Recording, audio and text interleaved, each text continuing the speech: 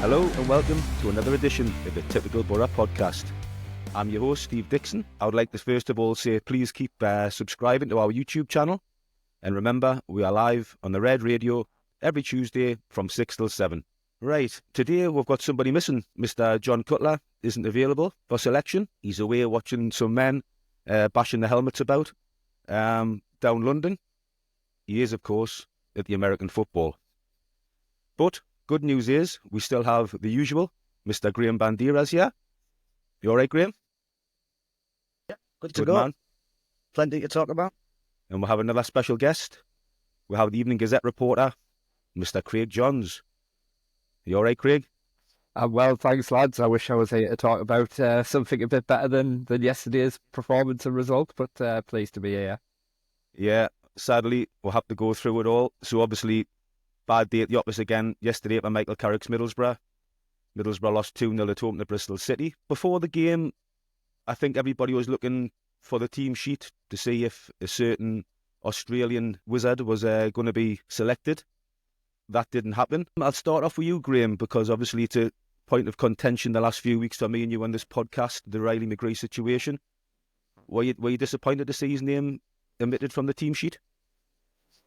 Really gutted. As soon as he doesn't start games, I generally fear the worst. You know, he didn't start the last one and we lost that one at Watford. Didn't start yesterday, we lost that one. Brought on with 15 minutes to go, which is travesty really, because he's not going to impact the game in that amount of time.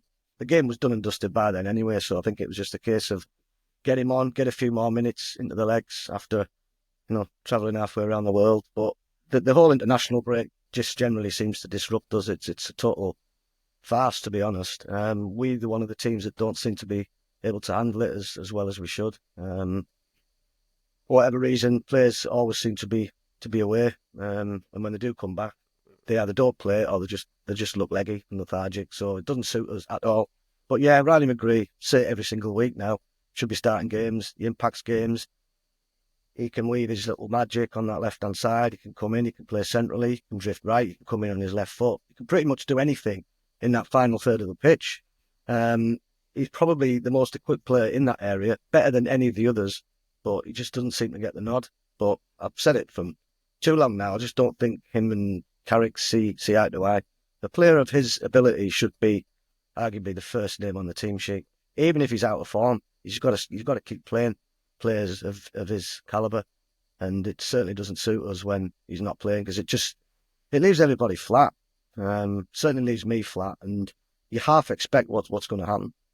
So yeah, gutted. Craig, I'll just bring you in because I noticed you'd done your usual Gazette team predictor before the game, and you obviously didn't have Riley McGree in your predicted lineup. Obviously you do the press conferences with Michael Carrick on the Thursday. Did you get any inkling from Michael that Riley wasn't going to start, or was that just a hunch on your part? Yeah, there was no inkling. That was just a hunch. I think it's not just the international break, but it's also what's to come after, which Michael Carrick did mention in his press conference. I guess maybe an inkling in what he said, although it wasn't specifically about Riley McGree. I think, in hindsight, it probably does look a bad decision, because I agree with a lot of what Bandy's just said there. Middlesbrough are a better team when Riley McGree plays. They lack something, particularly on that left-hand side of the pitch, when Riley McGree doesn't play. Having said that, as I say, I think, in hindsight, it's a bad decision because you didn't win that game and you needed to win that game. But of the 3 games that are coming up in the next 7 days, the Bristol City game was the one that looked the kinder, I think you'd say, on paper. And so, if you're looking at Riley McGree, he's just been away. He's travelled, virtually the length of the globe to get back to Teesside from Australia or Japan, where their second game was. By all accounts, a really tough game in Japan as well, where he played the full game. Japan largely controlled that game, had all the possession, so there was a lot of kind of out of possession running for Riley McGree to do in that game, by all accounts. Wouldn't have got back to Teesside until probably Thursday morning. I think there's got to be an element of protection there as well, because I think, we've all, over the last 12 months, with the amount of injuries, kind of sat there and said, what's happening? Why are these injuries so persistent? Are the players being protected enough? Is too much being asked of them? So I think while it's frustrating Riley McGree didn't play because Middlesbrough are better without him, I think if you flip that and he had have played yesterday, he then plays Sheffield United and Norwich and breaks down with a muscle injury against Norwich, I think we'd all be sat and saying, why hasn't he protected McGree? But particularly, we mentioned the Watford game. Obviously, Micah Hamilton started that one as well. It shouldn't be forgotten that when Micah Hamilton was on the pitch, Middlesbrough were the better team and winning 1-0. When Micah Hamilton came off, Middlesbrough collapsed and lost 2-1. I think ultimately there was just a factor there that you had to protect Riley McGree, because at the moment he's just not physically capable of playing 3 games in a week, particularly when he's just returned from the other side of the globe. Yeah. Michael Carrick often says, though, doesn't he, before and after matches, that the next game is always the most important.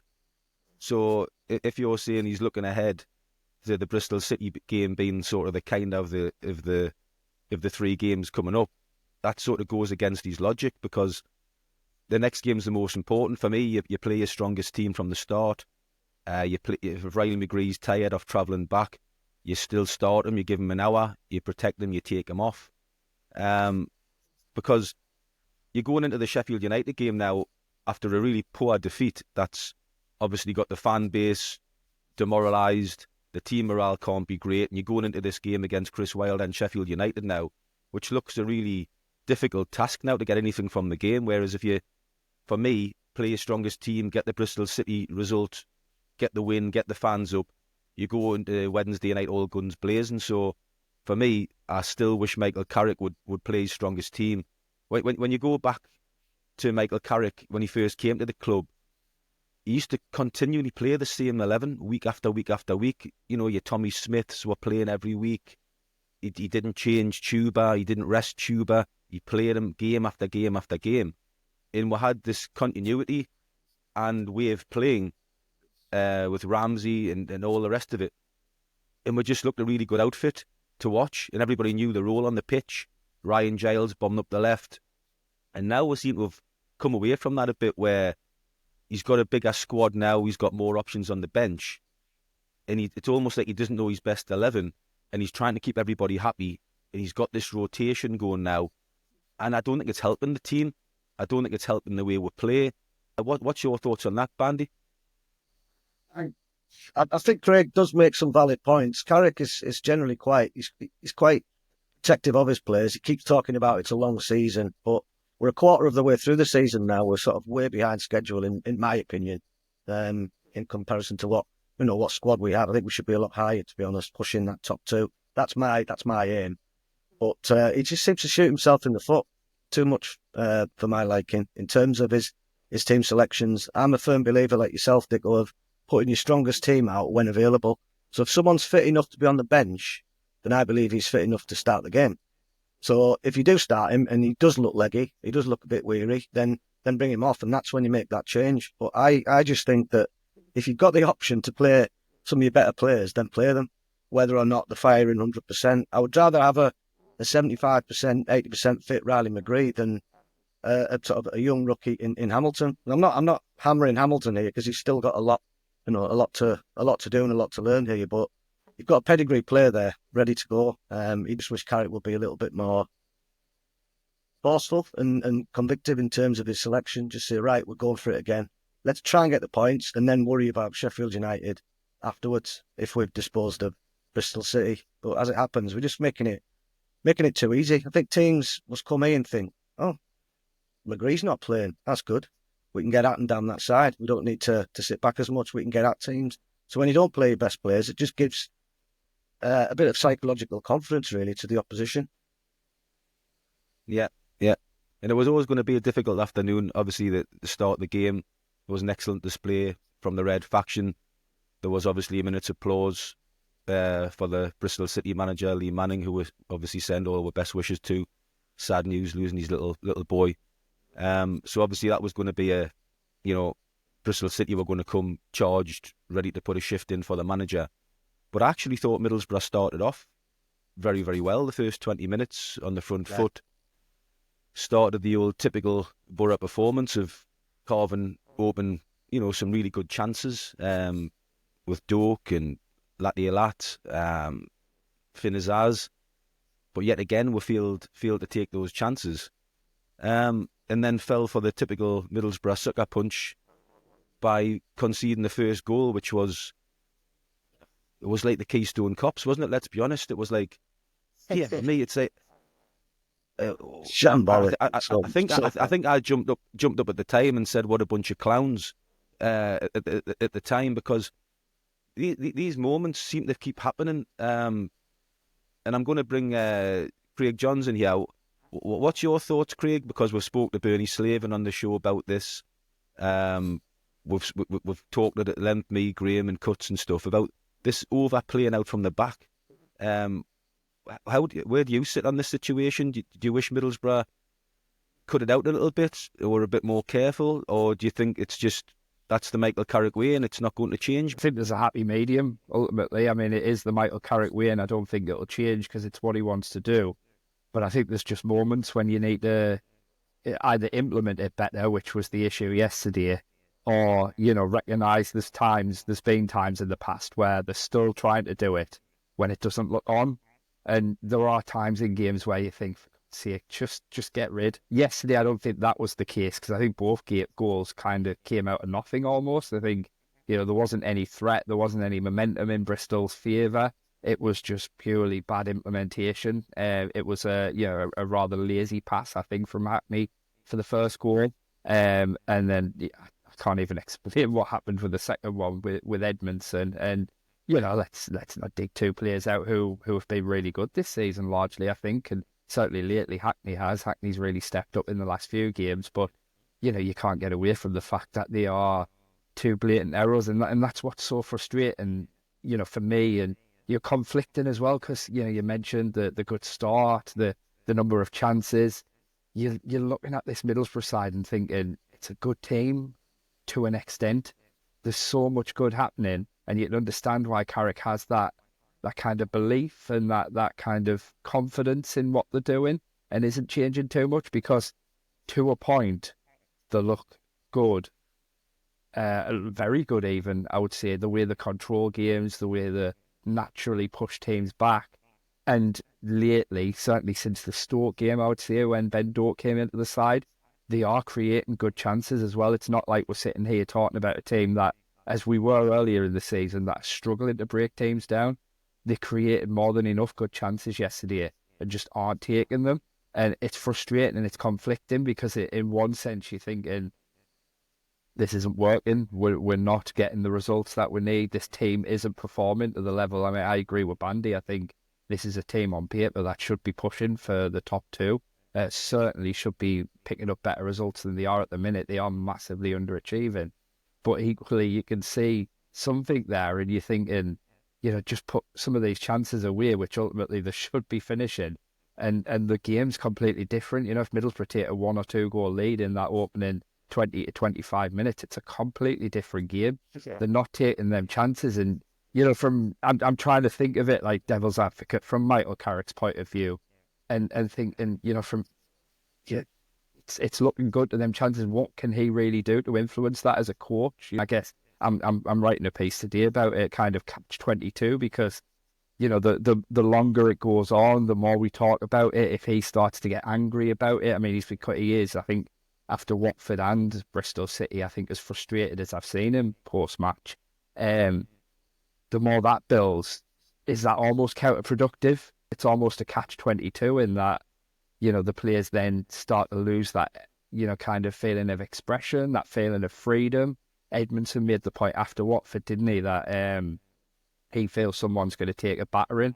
And to an extent, I can understand what he's saying, but I can also understand the frustration from fans who say this isn't working, something's got to change, because actions speak louder than words, and those actions aren't happening right now, are they? They're not putting the ball in the back of the net, and it's all well and good dominating games. It's all well and good having great possession and great XG, but if you don't score goals, you're not going to win games, and that's the story at the moment, isn't it?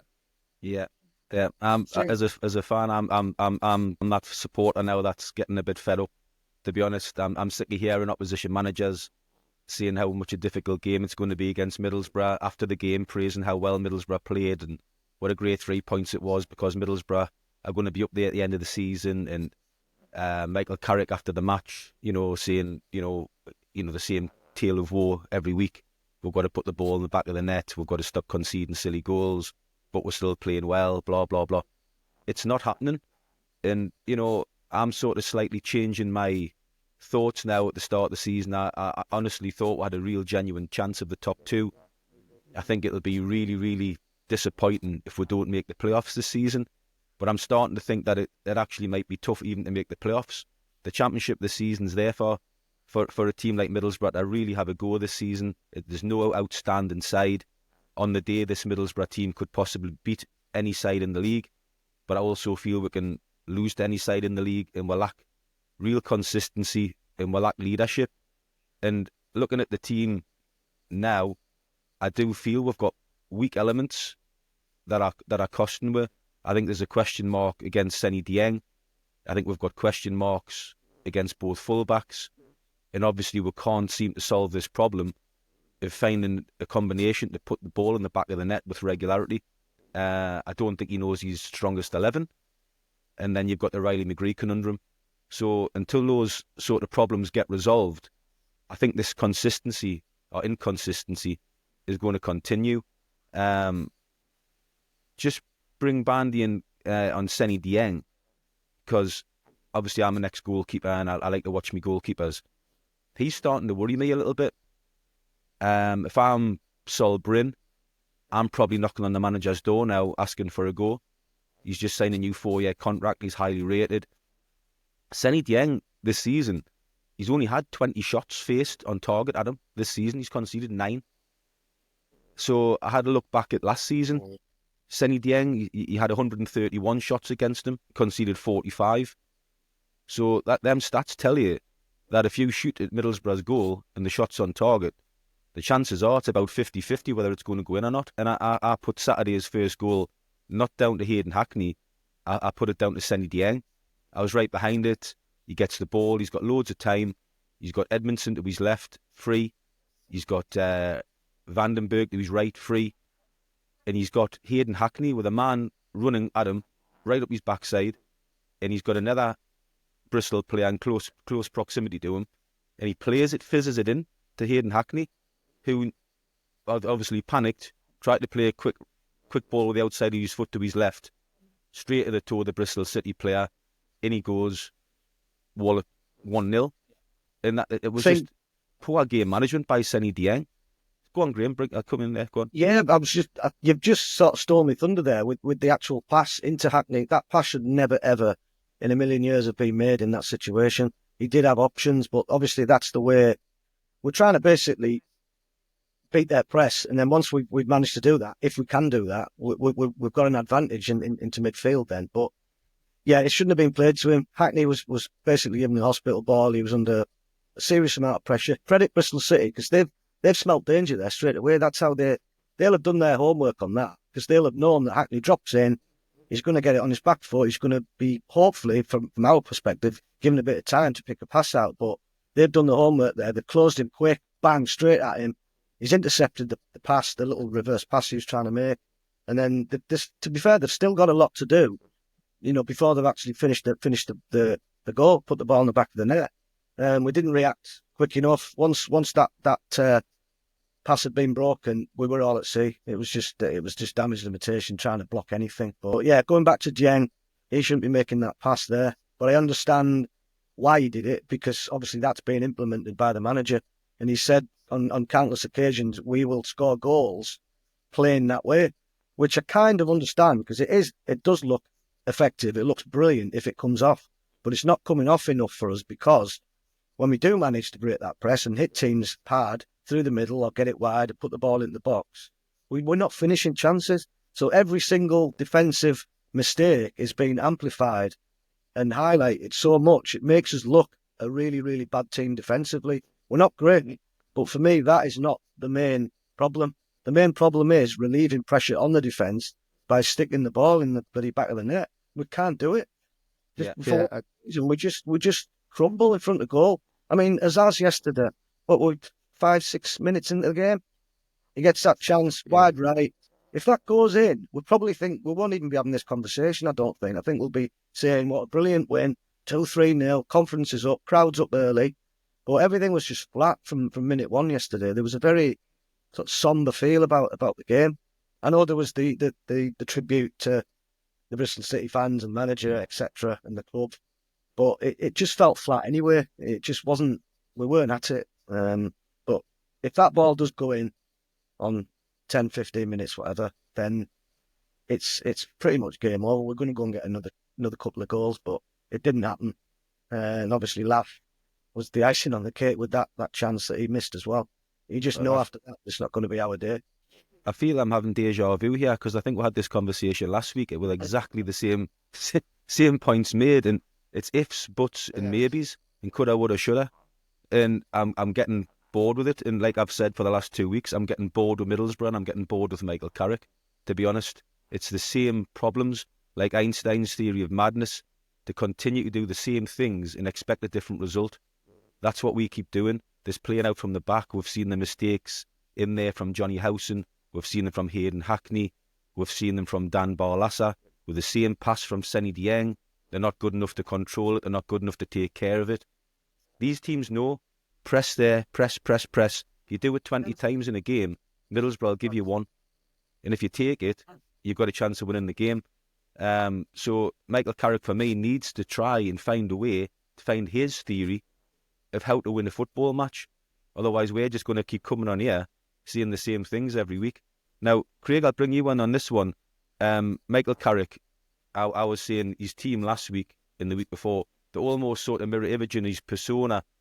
He doesn't seem particularly fired up. He doesn't seem particularly angry on the touchline. I was watching him yesterday, 2-0 down, standing on the touchline, no emotion, no arm waving, not very much shouting, arms folded. I would like to see a bit more from him managing the touchline when the team are going through the motions of 2-0 down. I know that's not his character, but if he's not doing it, I'd like to see somebody else doing it. We need to somehow inject some life onto the pitch when we're falling behind in these big games. And you mentioned before, you touched on it, that he is getting a little bit frustrated and a bit angrier than usual. And his press conference last week was testament to that. Yesterday, after the match, when he was asked by Mark Drury on BBC Tees, he was sort of saying to him, what about you need the fans to stick with the team at this sort of like difficult time, Michael? And he sort of come out saying, like, you wouldn't have asked me that question at half time against Watford. Now, I thought that was a bit bizarre. It's like, well, yeah, that's, again, ifs, buts and maybes. Since then, we've lost to Watford, Michael, and now we've lost to Bristol City. How do you think Michael Carrick's coping with a real, for the first proper time, really a little bit of pressure on his shoulders? Yeah, it's funny you bring it up because, I mean, I asked the same question now as for people who don't know how it works. He'll go and he'll do his radio interview with Mark and BBC T's pitch side, and then he'll come up into the Riverside press room, and that's where he'll speak to us, the written press. So, we don't know what Mark's asked, and similarly, Mark wouldn't know what we asked. But as it happened yesterday, we both asked the same question, and so in ours, I asked the same question, and he gave virtually the same answer. The Watford won, and we beat Stoke, we beat West Brom, and suddenly we were looking like a good team. And to me, and funnily, it's funny you bring it up because I have literally just written it this morning and I've not put it up yet. And to me, while he's using it as a defence, to me it typifies the problem. It's exactly as you said. It's the if only, it's the shoulda, woulda, coulda, and it doesn't quite wash because it's not happening. We're 10 games in now. Middlesbrough have dropped points in 6 games, and all 6 of them games we're saying the same thing.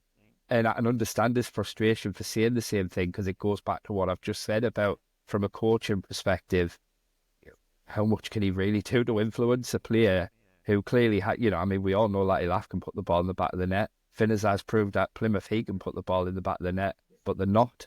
As a coach, what can he do to influence that? And you mentioned his persona being calm, and I kind of mentioned this in the last answer as well, It's perhaps timely that we're coming up against Sheffield United next, and obviously Chris Wilder there, because it's almost a quick memory jog of what things were like towards the end of his time at the club. Now, he was the complete flip to Michael Carrick, and he was very passionate, and I think at times that went down well with fans. He would come out and he'd see it as it was. Michael Carrick, the complete opposite, what he says in the dressing room is likely very different to what he says, publicly. I think back to that Middlesbrough side. Yeah, I think back to that Middlesbrough side that Chris Wilder left, and they were completely devoid of confidence. You had that 5-game period where Leo and the other three were in charge, and they looked a team that were playing within themselves. They didn't have any confidence, they didn't have any real belief to actually go and make something happen. Whereas, as I say, with this Middlesbrough side, they are still creating chances. You have still got Ben Doak skinning his man time and time again down the right wing and getting in the box. You have got Aidan Morris playing in that lovely ball to Finn Azaz, who's made a great movement to get the chance that we spoke about, the one that he puts wide, which, you look at that and it is a sitter. He doesn't even hit the target, and from there he's got to hit the target. And we're 10 games in now, and as I say, it's the same problem again and again and again. But the difficult thing is how to solve it, as I say, because it's all well and good saying, he needs to be more animated. And I've spoken to a few players either after they've left the club or, even while they're at the club, and they do talk about Michael Carrick as having that side to him if he needs to have that side. I remember Mark Bowler summed it up well after he'd left. I'd spoken to Mark Bowler and he'd said he can get fiery in the dressing room, he can get angry in the dressing room, but he does it in a clever way. So his anger will be not like, you're this, you're that, rah, rah, rah. His anger will be, lads, you're so much better than that. Like, I'm angry at you because I know you're better than that and I know you can do better. And he flips his anger in that sense. And so he's still making them feel good about themselves. And I think, I go back to Carrick's preferred way of playing and, particularly in the final third, he can't have players playing within themselves. He can't have players scared to take a risk. Because if you don't take the risk, the style of play, it doesn't work. And, for all the talk of, should he change this, that? And I think there's a valid argument. I think when we talk about the results this season, while it looks good to a point, I think there's also a frustration that at times they try to score the perfect goal too many times and there's no alternative unless it's Riley McGree. We go back to the Riley McGree point. We think about Stoke and the one that we won. That came Riley McGree, a little kind of shuffle, long range shot, keeper spills it, Dorks in there on the rebound. Hackney stepped up, he drove with the ball, he struck it from outside the box. Now, Carrick mentioned them 2 results and how different it could have been. There were 3 goals scored in those 2 games that they won, all 3 outside the box. How often do we see Middlesbrough players take shots from outside the box, though? I'm not saying every time you're in a decent shooting position outside the box, shoot. Just if you mix it up a bit more and don't always look for that pass and that perfect goal, it makes defences think more. But at the moment, when they're always looking for that perfect goal, walking the ball into the net almost, defences can set up against it. They know what's coming. I'll bring Graham in on this. 2 points he made there were interesting. One, you mentioned Mark Bowler. He would actually get a game for us at the moment, left back. So obviously he was still here. And secondly, the point you made about shooting from outside the box. God. And that goal every against single week. Yeah, that goal against Stoke, that was a wonderful goal to see. And I'll tell you why it was wonderful to see, because we had a player following in Doak, anticipating the keeper spilling it and put it in the back of the net. And I was watching yesterday, and the number of times Doak got the ball, he's going to beat his man 9 times out of 10, and you look to the box, and there's nobody in the box. There might be Latte Lat, if you're lucky, and nobody else in and around the box. You've got to fill the box. You've got to have 3, 4, 5 players busting the gut when you're 2-0 down to get in the box. You've got to have your Hayden Hackney charging into the box. You've certainly got to have Finn Azaz in the box. Hamilton should be coming in at the back post if the ball's coming in from the right. Hamilton should be getting into the box, and Latte Lat should be in the box. That's the bare minimum. We are not putting enough bodies, or getting enough bodies in the box. Yesterday, a frustrating point for me, we're 2-0 down at the North Stand. We'll get a corner. We've brought Bergzog on, who's one of the biggest players on the pitch. He first of all runs across to take the corner, then thinks about, actually, maybe this is a bad idea. He then goes and stands outside the box. The corner comes in, and he's still standing outside the box, waiting for it to drop. Get in the box. You're a 6'2" big fella. We need you in the box. Get in the box. What? honestly, it baffles me. It baffles me, and we need to get people having that belief to get into the box, to get onto things. And, like you've said, Craig, even edge of the box, the ball sometimes falls to the centre-backs. It happened yesterday to Rav Vandenberg, 20 yards out in the first half. Hit it. Have a shot. What's the worst that can happen? When the penalty area is that congested, it can bounce, it can go anywhere, can't it? A deflection falls at the feet of your striker. Create some mayhem, make something happen. There was the opportunity yesterday where Azaz missed that early opportunity off his right foot where he shacked it just wide, and then he got through again. And if he'd have gone another 5-6 yards, he could have actually got another shot off. But I think he bottled it a little bit there, but he played a beautiful ball, to be fair, to Latte Lath. But obviously Lath couldn't finish it. But going back to your point about flooding players into the box and using Doak as the outball, I mean, I think he's a terrific talent. I really, really enjoy watching him. He excites me. You just don't know whether he's going to come inside on his left foot or he's going to go outside on his right foot. But when he has opportunities to swing it in with his right, he's checking back in onto his left because there's nobody in the box. So there's no point in him swinging the ball into the box just for it to be mopped up by their keeper or the centre-backs. So, yeah, as soon as Doak goes, you need 3 runners alongside him getting into that box and busting the gut to get in there. But we're not doing it enough. Neil Maddison made that point yesterday on BBC Tees after the game, and that was his biggest bugbear about yesterday. Not enough players in the box. Surely you want to get in the box and try and get on the end of something.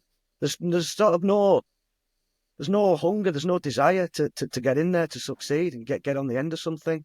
It's all a little bit passive and passing the buck. There's only Doak really at the moment who comes to life when he's on the ball, and he's brilliant. I can't speak highly enough of him. And he wasn't on his game yesterday as much as he has been, but he still had a very effective game, and he's still our most useful player on the pitch, obviously, albeit when Riley didn't play. But, yeah. That was one of the factors of, Michael Carrick's kind of early success, wasn't it? I mean, Chuba played in that kind of number 10 role, but he is effectively still instinctively a striker.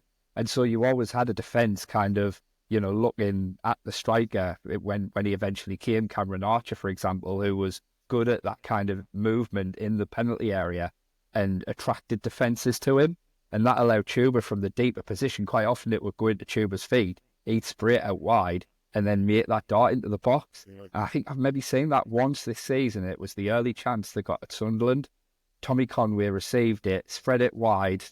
Jones, wasn't it? Isaiah Jones still playing in that game. And then he made the dart into the box. He missed the chance, and it was a difficult chance, but he should score. I think 9 times out of 10, it's another one where you're looking at, and he himself will think, I should have buried that. But it was the one time this season we've seen the number 10 make that kind of Chuba Akpom-esque dart into the box, and it created a chance, because again, it's like you see, it's putting bodies in the box. It's the defenders naturally look at the centre forward in that situation, so that they know what Latilaf's capable of. Even in the air, he proved that last season. They'll have done the homework. They're going to pay attention to him. If you have somebody making a timely run into the penalty area like that, chances will come, but it just doesn't seem to happen often enough.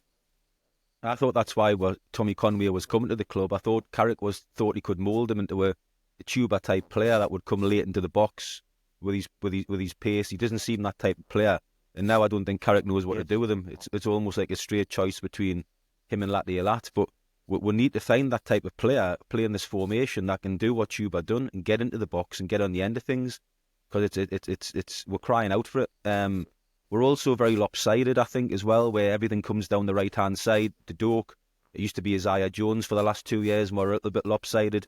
Now we're still, for me, haven't solved that left-sided problem. I thought personally when we brought Doak to the club, Doak would probably go on the left and have Isaiah Jones on the right, which actually would excite me a little bit, because it would be great to have a bit of pace down both flanks with a Latte or a Conway up front. I think that would be a terrific front three and cause teams lots of problems. But at the moment, it's not happening. Neto Borges doesn't look like he's going to be, for me, the new Ryan Giles. Lucas Engel isn't going to be the new Ryan Giles. I think we've got a problem there on the left-hand side, and so teams know Middlesbrough aren't really going to cause you much problems down the left. Even if you're playing Riley McGree, he's not blessed with a lot of pace. Or if you switch Azaz to the left, he's not blessed with a lot of pace. So teams know, well, if we double up on Doak on the right, Middlesbrough aren't going to really go past you on the left. And I think Middlesbrough need to solve that conundrum. Bergzog come to the club. I thought he might have been that answer where he's on the left-hand side with a bit more pace and stuff and that, but he doesn't seem to have the skill set to be a 90-minute player. He's more of an impact player.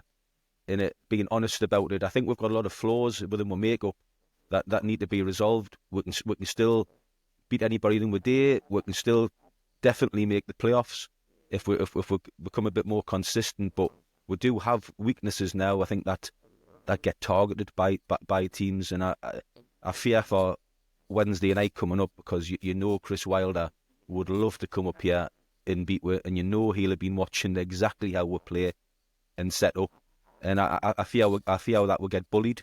That we'll get bullied on Wednesday night, and I think we're going to have to probably make a good few changes to the side. Cuts messaged on his way to London to say a striker who has played 0 goals from open play. He leaves our best player at the club on the bench till 74 minutes after dropping him previously. 2 defeats on the bounce with no McGree in the starting 11. Is that a coincidence? I think not. He said, who's scouting our left backs? Not good enough. And he's also messaged his team for Wednesday. And so I'm just going to bring this in because it's quite interesting, because I haven't spoken to John, but he obviously thinks changes is needed. And he's sort of saying he would go with Dieng. You'd bring Dijksteel back into the team. Vandenberg, you'd bring Clark back into the team, and you'd play McCormack at left back. You'd bring Howson back into the team for Hackney with Morris, and you'd play McGree in the hole with Doak, Conway and Marcus Force, bringing Force in. So he's all for big changes. Looking ahead to Wednesday night, Craig, what's your sort of early feelings on what Michael Carrick might do looking ahead to the opposition coming up? Yeah, I think there could be some changes. I wouldn't expect big changes like that. There's going to be some interesting challenges there. I think the McCormack call would be an interesting one. Is it Saki there they've got on their right-hand side, who's had a really, really good start of the season? He looks a really good player. I noticed he didn't start on Friday night in the defeat against Leeds, so you'd expect him probably to come into the team against Middlesbrough, because like you say, teams will do the homework and they will notice that that's a bit of a weakness for Boro. And yeah, particularly Borges so far, I think he's been an improvement on Engel, but he's still not quite at the level we need him to be. Now I think, you know, he should be given a little time to kind of adapt more and get used to it. I asked Michael Carrick about this on Thursday, and I almost, you know, presented him with an opportunity to kind of discuss the fact that he's still learning, still adapting to what is quite a unique role. I don't think left backs around the world generally play in the way that Middlesbrough use their left backs, unless you play for Ipswich and they play exactly the same way. So it's a unique role to have to get used to playing, and I kind of presented Carrick with the opportunity to discuss that in more detail to almost, you know, relieve the pressure a bit from Borges. But interestingly, he didn't do that. He kind of just, you know, he's fine. He's adapted fine, and we've brought him in because he can do that. And so, you know, there's no problem there. And so I'm left still wanting a bit more. Like I say, I think he's more confident than Engel on the ball. I think he makes some quite nice runs, and I think there were times when Engel was playing, particularly last season, where you could see the players didn't want to pass to him because they didn't believe in him. Whereas that's not an issue with Borges. I think they're more than comfortable when he's open to give him the ball. But it's just when he has the ball, I'm left wanting a little bit more from him. But again, to further strengthen the Riley McGree case, I think in general, when Riley McGree plays, I think that left-hand side doesn't look as vulnerable. I think Riley McGree offers enough protection on that left-hand side for him. And to be fair, Hamilton, I mean, I don't think against Watford or Bristol City, the left-hand side was a particular issue. Say Bristol City didn't create very much other than the 2 goals that were completely gifted to them. I think with Borges, it's just because we know how important that left-hand side can be to this team because of how well Ryan Giles played it, and, you know, all the kind of assists and everything that came from him. And it might come back to, again, not having the bodies in the box, because he gets into positions where he probably could cross and doesn't. So, yeah, there's issues there, but with Sheffield United, I don't think I'd be making drastic changes, but be interesting to see what he does. I thought another one, I mean, we spoke about Riley McGree not starting because of internationals. It was interesting that Morris did. And Morris obviously didn't start after the last international break for similar reasons. He had a lot of travel. He played 2 games for the USA. And I thought yesterday he did look leggy. It wasn't his usual kind of energetic performance. I don't think he was, if anything, it speaks volumes about Middlesbrough's overall performance, that he was still probably one of Middlesbrough's better players on the day, even though he was way below his usual standards. But yeah, it's interesting that with Johnny Howson back in training and the kind of 2 games that are coming up against 2 teams where you might need a bit of more kind of experience, and Johnny Howson's nous, whether that was in the thinking of playing Aidan Morris in this game, because you're then giving Johnny Howson that little bit extra time to get himself ready, perhaps back on the bench on Wednesday night for Sheffield United, coming on, getting a few minutes to then play a big role at Norwich City away on next Sunday. That'll be interesting to see how he manages that. Yeah. Borja is interesting yesterday. What disappointed me about his game yesterday a little bit was, I don't know if you've noticed it yourself, there was about 3 or 4 occasions where Middlesbrough players played the ball into the space for him to run into, and he didn't move. There was one first half, Edmondson. It was a great opportunity just to knock it into the space. Everybody's waiting for Borges to go flying down the left, and he just stood there, and the ball went out to play for a throw-in. And he done it again, and he done it again, and he done it the second half. And I agree with you, Craig. I'd like to see a little bit more from him in terms of his attacking intent.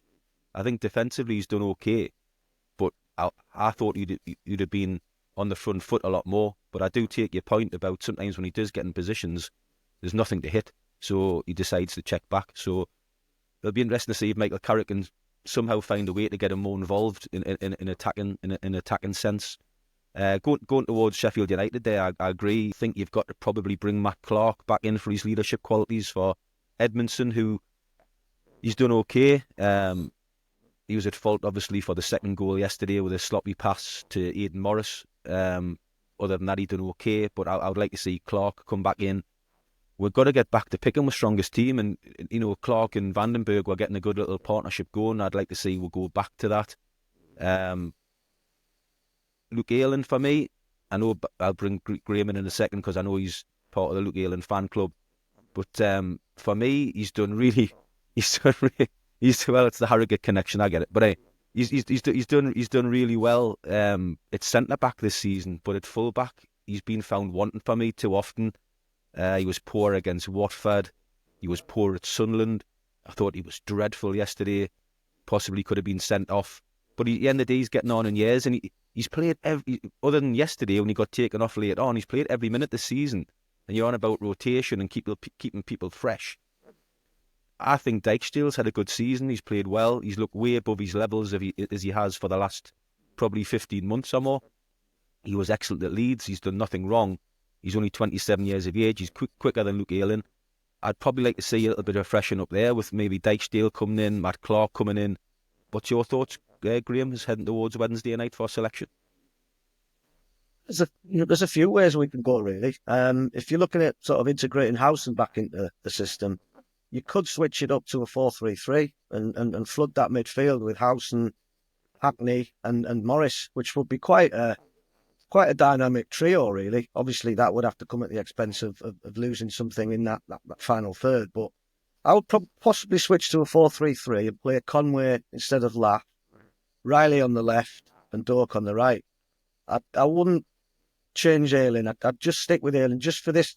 He did have a nightmare yesterday. I'll concede that. He was awful. And he hasn't been great the previous couple of games. But I just think you need a character in big games like this. It'll be a fiery game, fiery atmosphere. You probably need somebody like him to sort of take the sting out of it a little bit and, maybe win a couple of them little fouls he wins for us, them little flops, just to sort of kill a few seconds, because it'll be intense. Wilder will be bang at it on Wednesday night. Guaranteed. He'll be saying to his players, do not leave this ground without a result, and he'll want to. I can picture him now running up and down that touchline, proud as a peacock if he beats us. So I think you need somebody like Ayling in a sort of a white hot atmosphere, and so I'd keep Ayling in. I'd definitely bring Matt Clark back in. I think we miss his vocality more than anything. He was pivotal really to some of the early successes we had this season. So I think we do need him. It's a shame when we lost him, but to be fair to Edmondson, he has come in, he's done quite well. He got his goal at Watford, and you were hoping we would go on and win that game, but it wasn't to be. He did have a mare yesterday for that second goal. He tried to play, a square pass into Morris, got intercepted again because they did the homework on us. But defensively, he wins a lot of headers. He clears corners for us. He's quite an astute player, but I do prefer Clark, so that's just down to personal opinion, really. So I'd bring Clark back in, probably bring House in and switch it up, because the 4-2-3-1, he's playing that religiously, and it's not getting rewards at the moment. I'd definitely bring Laff out the firing line. I'm not a fan at the moment. I just think he's a big bag of frustration for me, and it's showing in his play. There was one yesterday, he tried to trap it out of the air, completely missed it. This time last season, he probably would have trapped it, beat the man and put it in the top corner. It's not working for him. The keeper was coming out, wasn't it? It was almost a one-on-one with the keeper. Out. Yeah, it's not working for him at all. And since that transfer window, final day, I just don't think he's been the same person. And I think Carrick's loyalty to him is damaging the team. I'm not quite sure the other players are fully engaged with him, if I'm honest. I think someone like Conway, who's come and he desperately wants to play for us, he wants to impress. I go back to that goal that Conway scored against Preston. Was it Preston? Yeah. Where Ayling just mixed it up a little bit. Yeah, he sort of feigned to check in left, went right. It was a training ground move. You could see it a mile off, and Conway's just made that run because they played such a high line. We were able to get behind them. So going back to what Craig said a bit earlier, sometimes you can freshen it up by mixing it up. Don't necessarily try and play that rigid 4-2-3-1. It's becoming all too familiar now that there's the two in the middle, the three, the 10 behind, the striker, the sole striker, nobody gambling in the box, just leaving it all to the number 9, who's at the moment he's incapable. So I would put Conway in, obviously bring Riley back, put him left. If we do go with the 4-2-3-1, then there's a case to drop Hackney and bring Howson just for his experience in a big game like that, and play Howson and Morris and just give us a little bit more steel. Howson's he's a quiet character, but to have him around, it gives other players a boost. He's capable of getting rattled in a game like that and just disrupting them, because they will come to bully us. Like you said, Dicko, earlier, they're gonna come with the tails up, and they're gonna look for a reaction after losing to Leeds. So it's going to be tough. So he's definitely got to change it up. You can't just go again and repeat the same failing pattern. So there's the option is the 4-3-3. I'll be devil's advocate here. What about playing a back three again? It served us well last season for a run of games, particularly against Chelsea and Villa in the Cup. We played it. I think we played a back three at Leicester as well when we got a 2-0 win. And Matt Clark sort of rose to stardom in that system. Ayling looked a little bit better, as the right-sided centre-back in a 3, which then gave Jones the opportunity to push on the right. So there's a lot of permutations, but I just think he'll probably go with the 4-2-3-1 again and make a couple of changes. I don't think it'll be too radical. How much pressure do you think Michael Carrick will be under, Craig, personally, if we don't get results against Sheffield United and Norwich? Obviously, Steve Gibson's backed him heavily in the transfer market. He's not a novice now. He's been in the job, a decent length of time. But at the moment, we're not quite getting there. Should Michael Carrick be looking over his shoulder if we don't get results against Sheffield United and Norwich? No, I wouldn't expect anything kind of that extreme so early. I think there's pressure in a sense of, as you see, he's been given the tools now, and this is a team that should be performing better. We've all said it. This is an underachieving team right now, but I think this club has a desire, pretty much since Michael Carrick arrived, to make something happen over the long term and to really have a project, over the long term rather than any kind of snap decisions. I mean, there's been times in the past, the start of last season, where on the outside pressure was ramping up and questions were being asked, and the message inside the club was always, we'll get through this. This is, we need to stop this cycle of kind of sack, hire, because so much changes within that process. The feel within the club is that they're onto something with Michael Carrick, with the whole dynamic of how everything works at the club. Obviously handed him a new 3-year contract in the summer. I don't think there's any kind of pressure. I think, come the end of the season, has nothing been achieved this season and no progress being made, potentially those questions might be asked. But I certainly, unless things took a really drastic turn, and we get to kind of March and suddenly we're looking down and not up, unless that were the situation, I just right now can't see any situation in which Middlesbrough are making any kind of extreme decisions like that. So saying that, moving towards January, do you expect the club to back Michael Carrick in the transfer window if we're still struggling to hit the top 6? And should Middlesbrough fans be worried if we're not sort of aiming to hit the top 6 by January, that some of the bigger players like a Vandenberg or a Hackney or certainly Lat could be up for grabs? I mean, it's got to be a worry, and I think it adds to the pressure. I think Kieran Scott said it at the start of the summer, that this summer, under no circumstances were players going to be allowed to leave. Steve Gibson's kind of stance was clear, and I think Kieran Scott said he was as bullish as he's ever seen him, was the exact quote. And he stayed true to that. Even let's be honest, Ipswich's offer the day before the transfer deadline of around 20 million was on paper a decent offer, really. But Steve Gibson was like, absolutely not. He's not leaving, particularly this late in the window. There was inquiries for Vandenberg from numerous clubs, knocked away. Hayden Hackney, no chance. But Kieran Scott did say this summer that, should we get the next summer and we haven't been promoted, that potentially becomes a bit more of a problem, because the likes of Hackney will have personal kind of ambitions. Rab Vandenberg obviously has personal ambitions, and he'll have had his 2 seasons of regular football for development, which he wanted. I still think, every time you hear him talk, and he often talks about his brother Sheff, doesn't he, and the experiences he had at Liverpool, I think he'll be clever in any kind of decision to move on that he makes if he's moving on.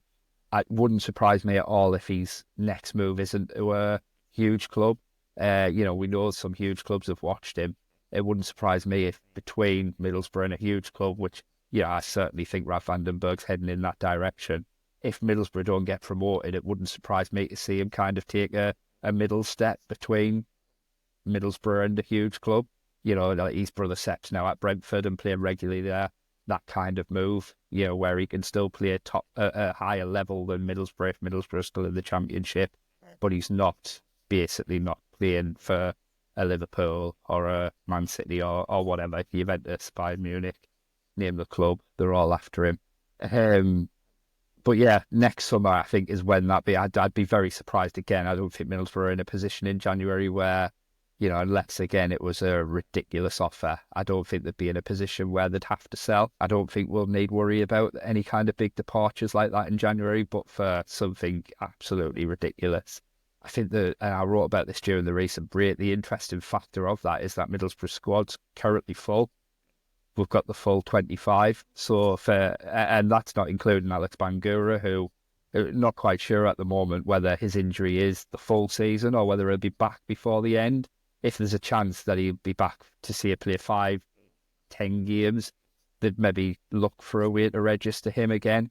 If he's only going to be back for 1 or 2, they'll probably just leave him out of the 25 again and say, come back in the summer, have your pre-season and try and get back for next season, which is a real shame for him because, we've spoken about that left-back position, and when Bangura has been fit, for me, he's been the one of, Neto Bodge is the 4th now since Ryan Giles, isn't he? And Bangura's the one who's always looked the most capable of replicating that. But he can't stay fit, can he? It's so frustrating, and for him, as a human being, it's you can't imagine the kind of toil that he's going through. It's an awful situation for him as well, because naturally he'll want to be playing, he'll want to be making an impact. His injuries are so frustrating. So But yeah, leaving that side, as I say, it's a full 25-man squad. And so to bring anyone in, you ultimately have to drop someone off that list. But a club in Middlesbrough's position, you're not going to want to give a wage to a player who ultimately isn't, playing. It's just part of your squad. I mean, they're doing that at the minute with Matthew Hoppy because he isn't in the 25. So he's there at the club. They couldn't get rid of him in the summer. They couldn't find a buyer. So he's there effectively earning a wage, playing some games and training now and then with the under-21s.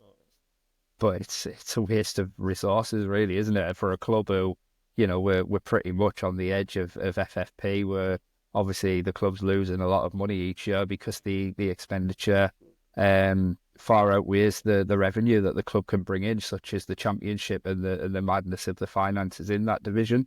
So when January comes about, how they manage that is going to be very interesting. I mean, it's the likes of Dijksteel who will be in the last 6 months of his contract.